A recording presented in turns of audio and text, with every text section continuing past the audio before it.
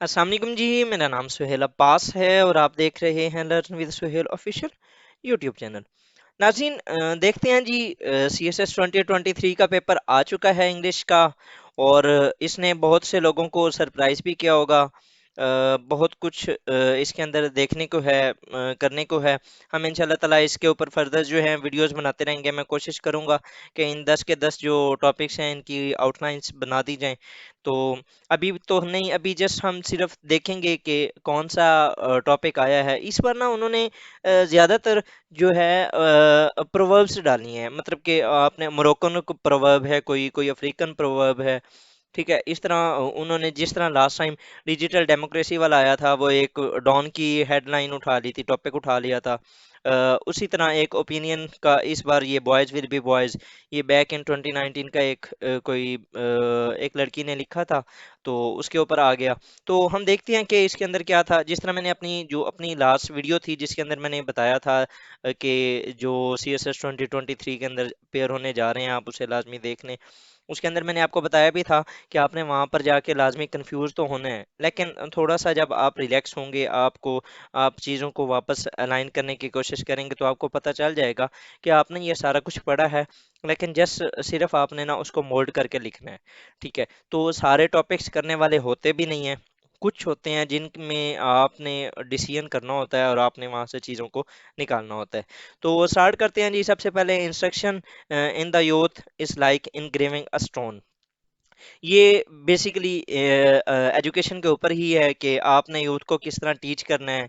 ठीक है, उनको इसके अंदर ये बताया गया है कि आप यूथ को, जो आपकी यंग जनरेशन है, जो आपके बच्चे हैं, जो आपकी आने वाली नेशन है, उसको आप लव दें, उनसे प्यार करें, उनको सिक्योरिटी दें, उनको रिकग्निशन दें। सबसे जो मेजर इसके अंदर फोकस है ना, वो है रिकग्निशन का। ठीक है, इसको फर्दर भी हम इसके ऊपर प्रॉपर जो है आउटलाइन बनाएंगे, तो वहां पर हम इसको फर्दर डिस्कस करेंगे। तो ये बेसिकली जो टॉपिक था, इट वाज नॉट, अगर आप बिल्कुल ही नए जाके बैठे हैं तो ये करने वाला नहीं था। नेक्स्ट अगर चलें, the one who uses force is afraid of reasoning. अब ये इसको अगर आप देखें तो ये आप करने वाला टॉपिक था, आप इसे कर सकते थे। इसको आप, इसके लिए एग्जांपल्स भी बहुत सारी हैं।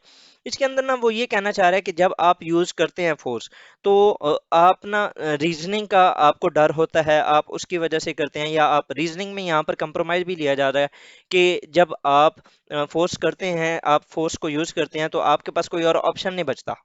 ठीक है, आप इस फोर्स को at the cost of your self damage वो आप यूज कर रहे होते हैं। ठीक है, मतलब कि जब वो फोर्स यूज कर रहा है बिकॉज उसे लग रहा है कि कंप्रोमाइज नहीं होना, कोई भी जो फोर्स यूज कर रहा है उसे ये महसूस हो रहा है कि अब कंप्रोमाइज नहीं होना, so we have to use force. जिस तरह अभी इसके अंदर आप रशिया यूक्रेन वॉर डाल सकते हैं।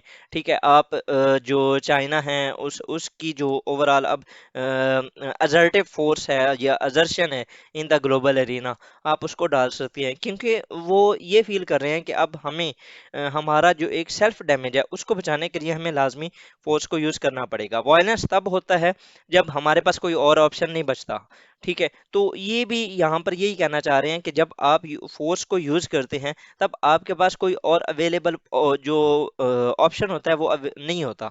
ठीक है, तब ही आप फोर्स को यूज करते हैं। ठीक है, तो इसको किया जा सकता था अगर इंटरनेशनल रिलेशन का बहुत ज़्यादा आपको नॉलेज है इस तरीके से। ओके जी, not all recycling projects are cost effective. अब इसमें ये है कि जब आप रिसाइकलिंग वगैरह करते हैं तो उसको एक प्रॉपर फेज से गुजारना पड़ता है, मतलब कि आपने पहले जो आपका वेस्ट है मटेरियल उसको लेके आना है, उसके ऊपर ट्रांसपोर्टेशन कॉस्ट है, उसके ऊपर लेबर वर्क है, उसकी कॉस्ट होती है। उसके बाद फिर आपने फर्दर उसको एक ट्रीटमेंट वाले प्रोसेस से गुजारना होता है। ठीक है, तो उसके ऊपर भी मल्टीपल चीज़ें यूज़ हो रही होती हैं, आपकी इलेक्ट्रिसिटी, आपकी गैस, आपकी ओवरऑल लेबर। ठीक है, आपका वहाँ पर वक्त लग रहा होता है। तो अल्टीमेटली जो आपका प्रोडक्ट तैयार होता है, क्या वो इतना कॉस्ट इफेक्टिव है कि वो आपकी जो पिछली मेहनत है उसका वो आपको बेनिफिट दे जाए। तो ये एक बड़ा लिमिटेड सा टॉपिक था। आई डोंट थिंक सो कि इसके ऊपर ज़्यादा फोकस किया जाना चाहिए था। उसके बाद जी, the fool speaks and the wise listens. ये एक सिंपल प्योर लिटरेरी टॉपिक है। और ये अगर आपने बुक पढ़ी हुई है how to influence people, Dale Carnegie की, तो उसके अंदर इसको बहुत अच्छे तरीके से वो किया गया है, एक्सप्लेन भी किया गया है। तो इसको किया जा सकता था अगर लिटरेचर के आप स्टूडेंट हैं तो। फर्दर चलें, अ फ्रेंड है उसके अंदर है, a friend walks in when everyone else walks out. इसको if I would be there तो I would think about this topic, कि मैं मे बी इसे मैं चूज करता। इसमें यह है कि आप फ्रेंड वॉक्स इन आपकी ज़िंदगी के अंदर, जब बहुत ज़्यादा तकलीफ़ें हों, बहुत ज़्यादा मसाइल हों, बहुत ज़्यादा परेशानियाँ हों, ठीक है, तो उस टाइम आपके पास कौन आता है? सिर्फ आपका दोस्त। ठीक है, आप इसको डिवाइड कर सकते थे इंडिविजुअल लेवल पे, सोसाइटी लेवल पे, नेशनल लेवल पे, इंटरनेशनल लेवल पे। आप वहां पर लिख सकते थे कि किस तरह जब आपके पास कोई और नहीं आता, जब आपकी फैमिली भी इवन आपको छोड़ जाती है, तो आपके जो एज ए पर्सनल, मतलब कि इंडिविजुअल लेवल पे आपके जो बहुत ज़्यादा करीबी दोस्त होते हैं, वो आपका उस टाइम सहारा बनते हैं। इसी तरह सोसाइटी के अंदर भी समटाइम्स आपकी फैमिली आपको डिसोन कर देती है। आप शेब अबी तालिब देख लें, ठीक है, वहां पर ओवरऑल जो आपकी सोसाइटी थी, उन्होंने आपको छोड़ दिया था, ठीक है, लेकिन जो ओवरऑल आपकी सोसाइटी, मतलब कि इवन के आपके चचा, आपके आप सल्लम के सारे जितने भी अजीज रिश्तेदार थे, लेकिन उस टाइम कुछ ऐसे दोस्त भी थे जो कि असहाब थे, जो कि आपके साथ रहे, उन्होंने हर मुश्किल मुश्किल वक्त में आप सल्लम का साथ दिया। ठीक है, सिमिलरली अगर आप नेशनल लेवल पे चले जाएं तो नेशंस के अंदर भी मतलब कि आपको समटाइम्स इस तरह की ज़रूरत पड़ती है, इस तरह के दोस्त आपके आके हेल्प कर देते हैं। आप इंटरनेशनल लेवल पे देख लें तो China, Saudi Arabia, Iran, sometimes आप रशिया देख लें, कि जब आप मुश्किल में होते हैं तो वो आपकी आके हेल्प करते हैं। तो आप इसको ना एक अच्छे तरीके से डील कर सकते थे। सिमिलरली जी, जो नेक्स्ट टॉपिक है, online earning is the only convenient but often more effective than traditional classroom instruction. अब आप इसको देख सकते हैं, आप अगर कोविड-19 के तनाजुर में देखें तो जब ट्रेडिशनल क्लासरूम्स आपके बिल्कुल ही एटलीस्ट ऐसे समझ लें कि वाइप आउट हो गए थे, तब इस ऑनलाइन जो लर्निंग है उसने आपको सहारा दिया। ठीक है, तो ये बेसिकली ऑनलाइन लर्निंग के ऊपर भी था। ये शायद मैंने जो अपना वो CSS वाला जो मैंने वीडियो बनाई थी उसके अंदर मैंने डिस्कस किया था कि मे बी इस तरह का जो टॉपिक है वो कोई आ सकता है। सिमिलरली अगर आप चलें तो ये मुझे जो सातवां टॉपिक है ये बिल्कुल ही नैरो है। ठीक है, मुझे आई डोंट थिंक सो कि someone will be going for this topic. ठीक है, to encourage healthy eating, higher taxes should impose on soft drinks and junk foods. मतलब कि ना इसने दो चीज़ें इसके अंदर जो मुझे लग रहा है कि उसने मेंशन की है, एक आपकी हेल्थ और दूसरा टैक्सेस, कि आपने जो इकॉनमी को किस तरह बूम करना है। इकॉनमी वाली साइड पे भी हम इसको लेके जा सकते हैं और हेल्थ वाली साइड पे भी लेके जा सकते हैं, लेकिन to my in my personal opinion I would not go for it. ठीक है, नेक्स्ट अगर चलें तो people have become over dependent on technology. Very very very very easy topic, बहुत ज़्यादा आसान टॉपिक था। इसके अंदर आप कुछ भी डाल सकते हैं, मतलब कि एक ये ब्रॉड टॉपिक भी है, इसने किसी एक चीज़ को लिमिट नहीं किया, और आप इसके अंदर कुछ भी डाल सकते हैं। मतलब कि आप सोशल मीडिया डाल दें, आप AI डाल दें, आप यूट्यूब, फेसबुक, आप मेन स्ट्रीम मीडिया डाल दें, कुछ भी, मतलब कि ये मीडिया के रिलेटेड टॉपिक था, और आप इसको बहुत अच्छे तरीके से हैंडल कर सकते हैं। उसके बाद ये both parents should assume equal responsibility in raising a child. यार सिंपल सी चीज़ थी, जेंडर इक्वालिटी के ऊपर था। मतलब कि आपने जिस तरह खातून है उसी तरह ही मर्द है। ये बस उन्होंने एक टर्म को, उसने एक जो सीधी सीधी बात थी उसको उसने घुमा फिरा के बात कर दी है, और कुछ भी नहीं है इसके अंदर। मीन कि आपने सिर्फ जेंडर इक्वालिटी के ऊपर लिखना था। ठीक है, आप जितना उसको एक्सप्लोर कर सकते थे आप उसके ऊपर, आप इसके ऊपर ब्रेनस्टॉर्मिंग करते आपको मिल जाना था इशू। लास्ट है जी, इसकी बहुत ज़्यादा इस टाइम हम बहुत ज़्यादा इसके बारे में थिंक कर रहे हैं, हम बहुत ज़्यादा इसके ऊपर सोच रहे हैं, बॉयज़ विल बी बॉयज़। तो ये भाई सिंपल सा ये भी जेंडर रिलेटेड ही टॉपिक था, कि हमेशा आपकी सोसाइटी के अंदर जो लड़के होंगे वो लड़के ही रहेंगे, उनको जो हैं चीज़ें उनको मिलती रहेंगी, उनको वो उनकी ही दुनिया है। ठीक है, दे कैन डू एवरीथिंग। ठीक है, वो जो एक पेट्रियार्कल माइंडसेट है, वो जो खातून को नीचा दिखाने की, वो जो इंसान को, जो एक मर्द है उसको अपने मर्द होने की जो वो है ना एक अर्ज है, वो इट विल बी देयर। ठीक है, खातून अगर या लड़की कोई भी अगर कोई गलत काम करे, कुछ भी करे, तो वो इट विल बी पनिशेबल। अगर लड़का करे तो यार वो तो लड़का है, ठीक है, अगर लड़की कुछ करे तो सती हो जाए फनी हो जाए, लड़का करे तो कुछ नहीं होता। तो ये जो एक माइंडसेट है ना, ये इसके ऊपर था, मतलब कि ना एक जेंडर रिलेटेड टॉपिक था।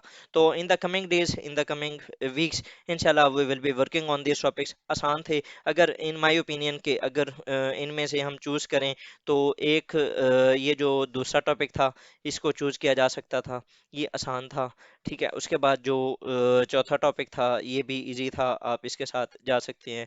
पांचवा टॉपिक जो था आप इसके साथ जा सकते थे। छठा टॉपिक आसान था, इसके ऊपर काम किया जा सकता था। उसके बाद जी आठवां टॉपिक तो बहुत ज़्यादा आसान था, इसके ऊपर जाया जा सकता था। और नौ और दस ये भी आसान से टॉपिक थे, इनके इनके लिए भी कोई मसला नहीं था। अब आपके पास कितने ऑप्शन थे? एक दो तीन चार पाँच छः सात, सात ऐसे में से आप चीज़ों को जाके आप लिख सकते थे।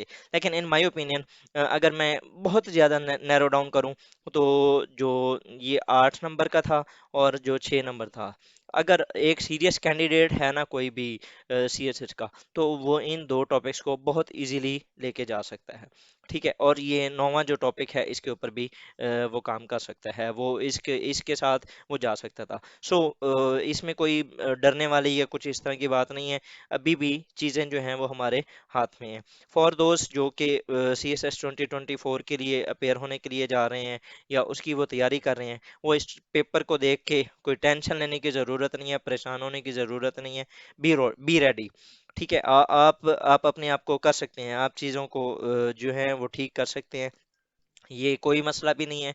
ठीक है, पेपर इंतहाई आसान था, बस सिर्फ उसकी जो वर्डिंग है वो चेंज थी, बाकी कोई मसला नहीं है। अब आप देख लें कि मैं कोई खलाई मखलूक नहीं हूँ, मैं एक सिंपल सी चीज़ है कि मैंने सिर्फ उन चीज़ों को देखा कि वो जो बैक साइड पे जो हमने पहले की चीज़ें जो पढ़ी हुई हैं उनमें कौन सी ऐसी चीज़ें हैं जो कि अलाइन हो रही हैं, बस मैंने उन चीज़ों को उठाया है और वो मैंने आपको बता दी है।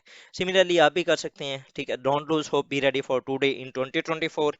ठीक है, और इंशाल्लाह ताला बफज़ल खुदा अल्लाह पाक करम फरमाएंगे। जिन्होंने आज पेपर दिया मैं उनके लिए दुआ गो हूँ, अल्लाह ताला उनके लिए आसानियाँ पैदा फरमाए आगे भी।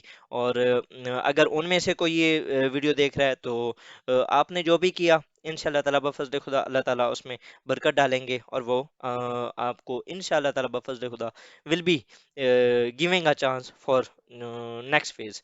नेक्स्ट फेज मतलब कि इंटरव्यू के लिए मैं आपका एक होपफुल हूँ कि इंशाल्लाह ताला बफज़ल खुदा आपका रिटर्न क्लियर है। अभी पेपर नहीं हुए, अगर आप सीरियस कैंडिडेट हैं, आप मेहनत कर रहे हैं, तो इंशाल्लाह ताला बफज़ल खुदा अल्लाह ताला विल बी हेल्पिंग यू इंशाल्लाह। तो फॉर दोस्त जी जो कि तैयारी कर रहे हैं 2024 के लिए, तो I would recommend, please please please practice practice and practice. ठीक है, कोई मेंटोर ढूंढो या कुछ भी करो, लेकिन स्टार्ट करो। ठीक है ना? तो विद दिस वर्ड जी, thank you for watching my video. अच्छी लगी हो तो लाइक करें, सब्सक्राइब करें, शेयर करें with your friends. Thank you, Allah Hafiz.